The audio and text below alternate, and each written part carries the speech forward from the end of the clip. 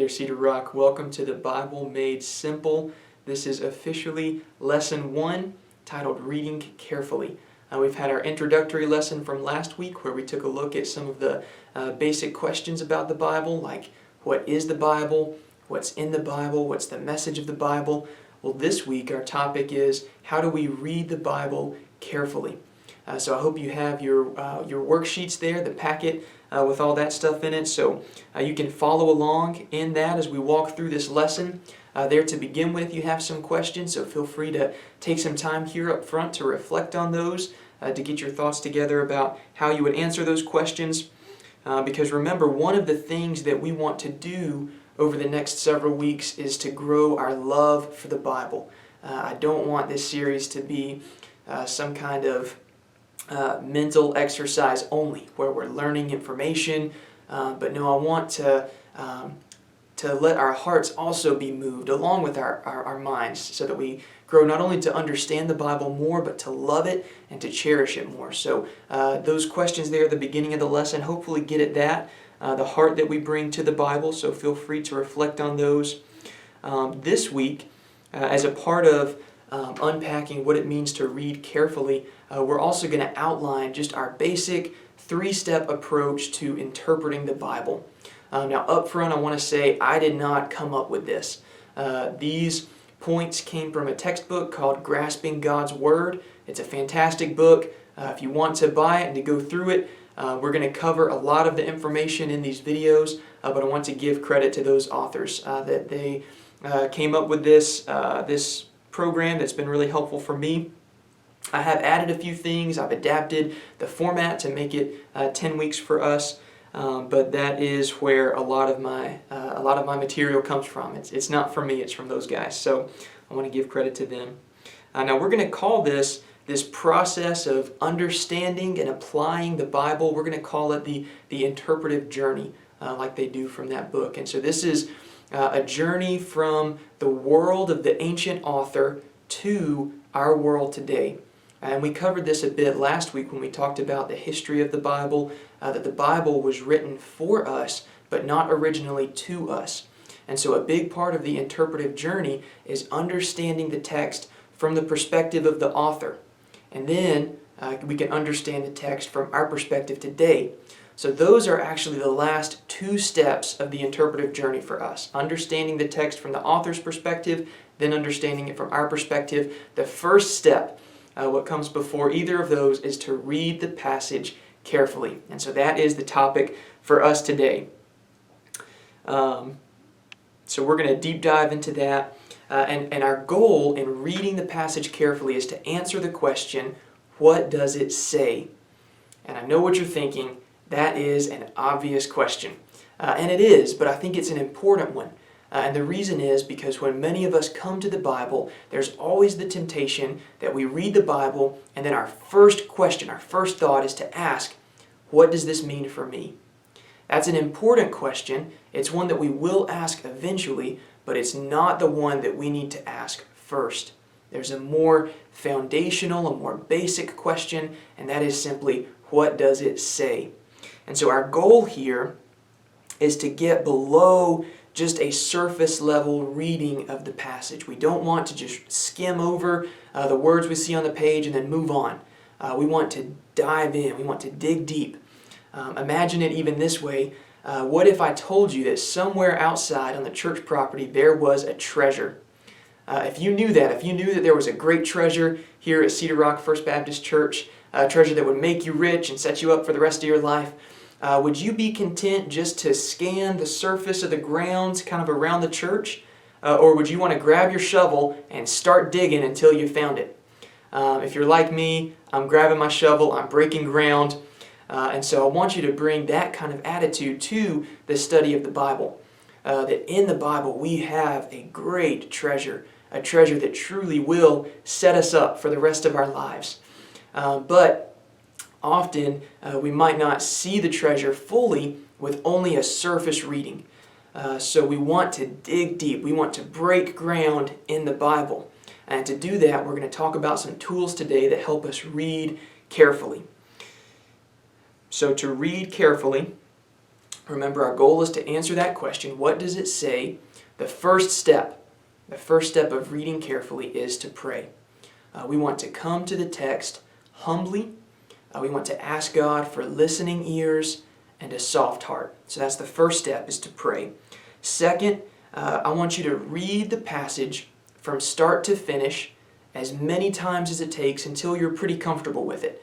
A lot of times on a first reading, I have lots of questions. And so the purpose then of this exercise up front, to read the passage over and over again from start to finish, is just to get a little bit more comfortable with it. So do that. Read it until you think you could kind of recount the main points to someone else.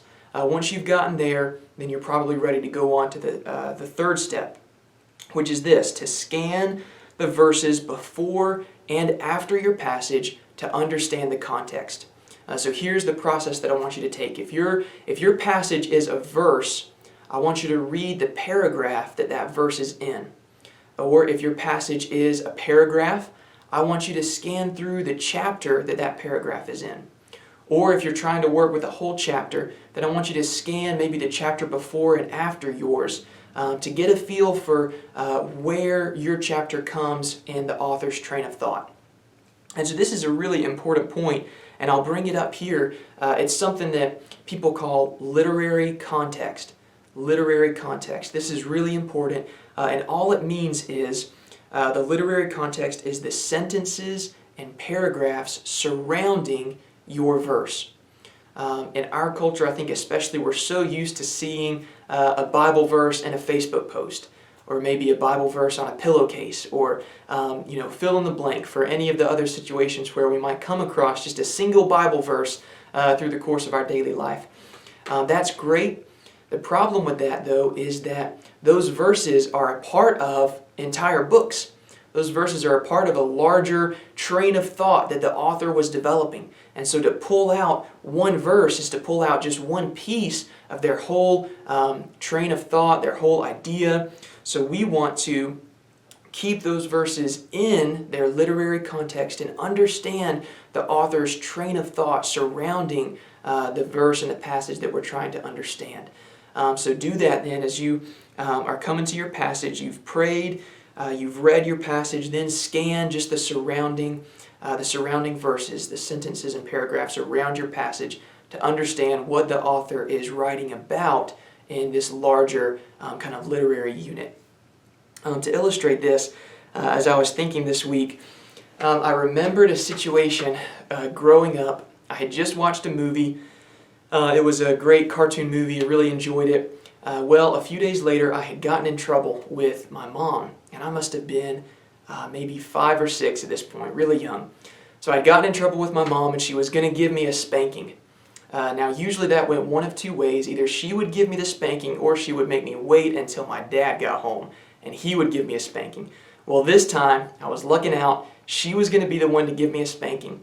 And right as she's about to go in, I look up at her, and I say, "Mama, you have beautiful eyes."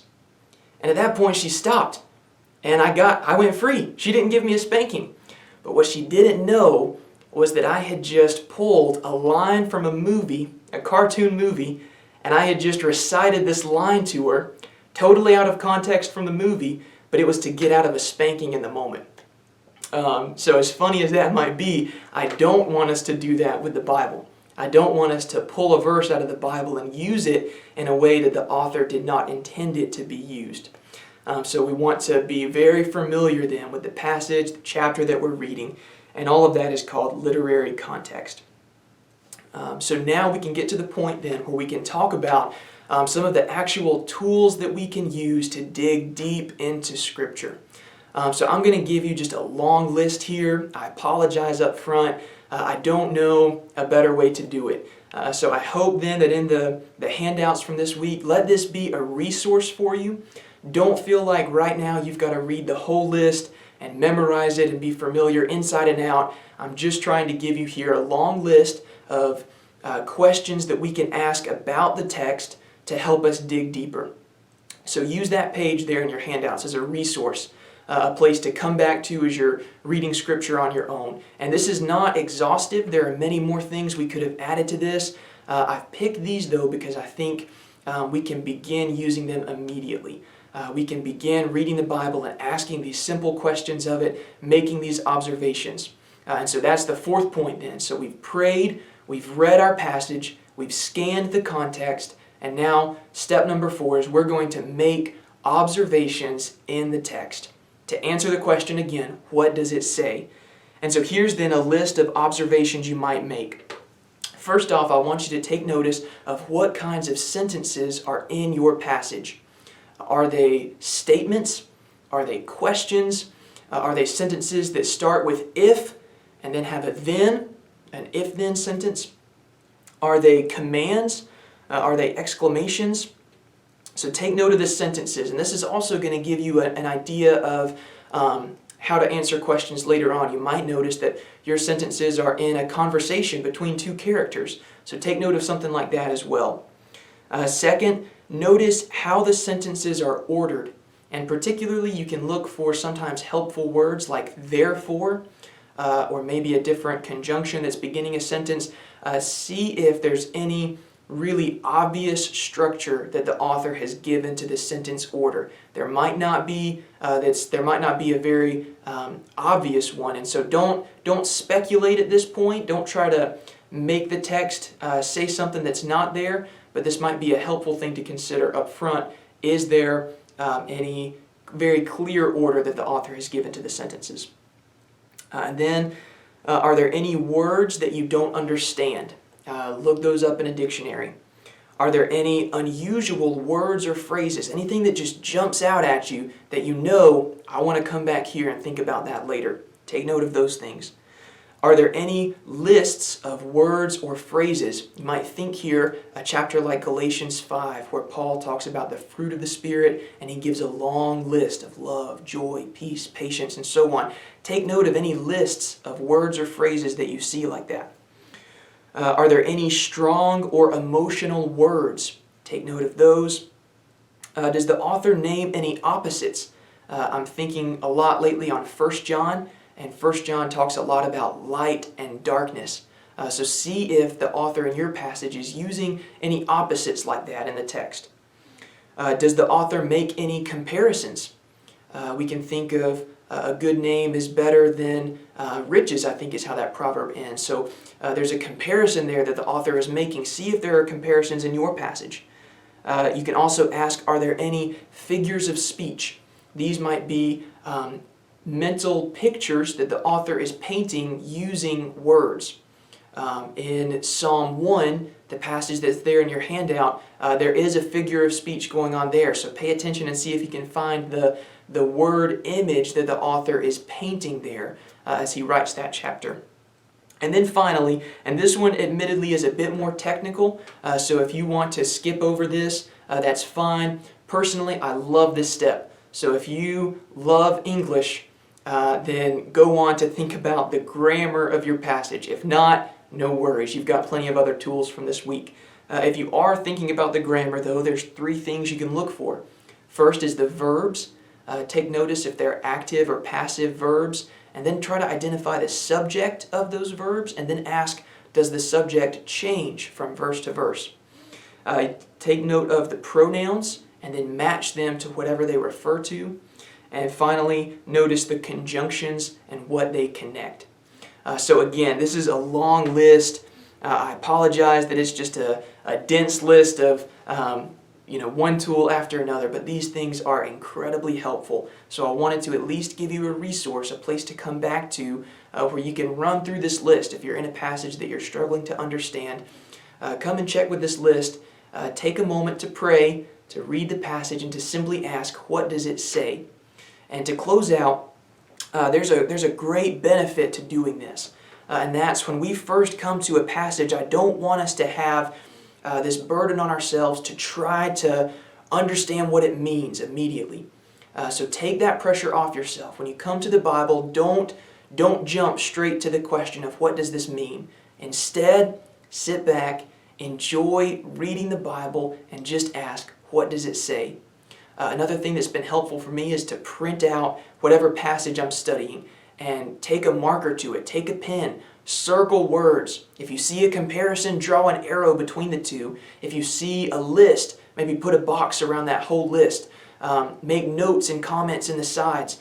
So that's a really fun and enjoyable way to interact with the Bible a bit differently.